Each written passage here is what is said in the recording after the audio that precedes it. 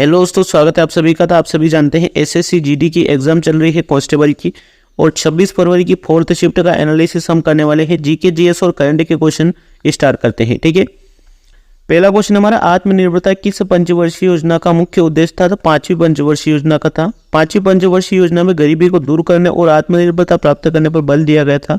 5वीं पंचवर्षीय योजना की अवधि 1974 से 1978 तक थी, और यह योजना गरीबी हटाओ, रोजगार, न्याय, कृषि उत्पादन और रक्षा पर केंद्रित थी। ठीक है, चलिए अगला क्वेश्चन देखते हैं। बस्तर दशहरा किस राज्य में मनाया जाता है? तो ये मनाया जाता है छत्तीसगढ़ में।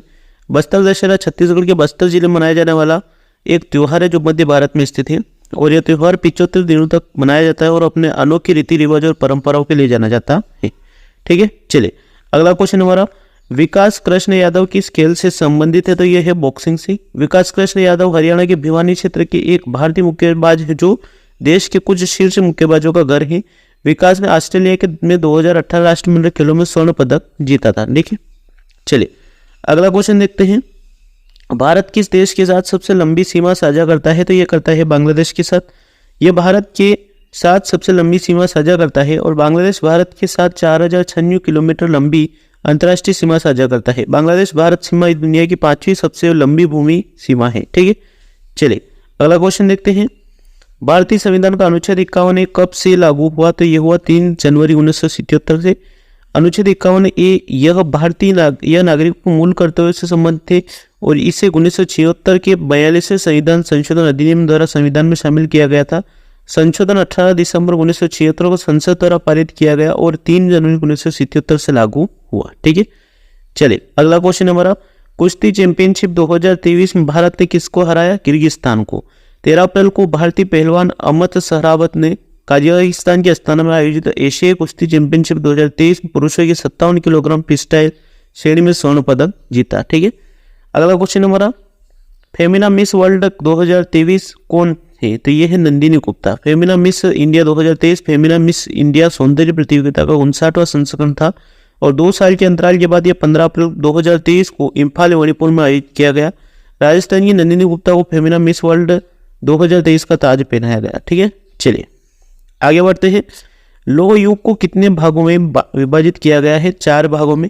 यह उन समयों को दर्शाता है जब लौह यानी कि आयरन का उपयोग समाज में प्रमुख में हो रहा था। ठीक है, यह युग चार में विभाजित है, प्राचीन लौह युग, मध्य लौह युग और नवीन लौह युग। ठीक है, चलिए अगला क्वेश्चन देखते हैं।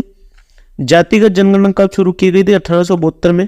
भारत में 1872 में ब्रिटिश हुकूमत ने पहली बार जनगणना की शुरुआत की थी। ठीक है, चलिए अगला क्वेश्चन देखते हैं। राज्यसभा का सदस्य बनने के लिए न्यूनतम आयु क्या है? 30 वर्ष। संविधान का अनुच्छेद 84 संसद की सदस्यता के लिए योग्यता प्रदान करता है।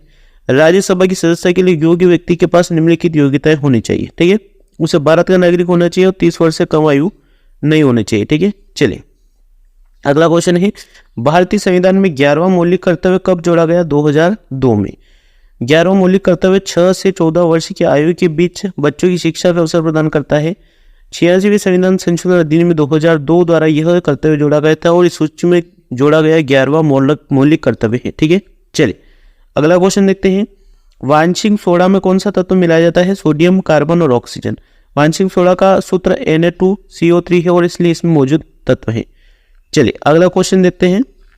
2023 में कबड्डी वर्ल्ड कप भारत किस देश को हराकर जीता था? तो ईरान को। भारत ने एशिया कबड्डी चैंपियनशिप 2023 का खिताब अपने नाम कर लिया। ठीक है, आगे बढ़ते हैं। अगला क्वेश्चन हमारा, निम्न में से बैडमिंटन से संबंधित कौन है? प्रकाश पादुकोण। प्रकाश पादुकोण एक भारतीय बैडमिंटन खिलाड़ी है, उन्हें 1980 में विश्व नंबर 1 का स्थान दिया गया था। ठीक है दोस्तों, अगला क्वेश्चन है हमारा, दंत चिकित्सक किस मंत्रालय से संबंधित है? यह स्वास्थ्य और परिवार कल्याण मंत्रालय से संबंधित है। ठीक है, मिलते हैं नेक्स्ट वीडियो में। वीडियो को लाइक करके चैनल को सब्सक्राइब जरूर कर लीजिएगा। डेली एनालिसिस मिल रहा है आपको एसएससी जीडी का।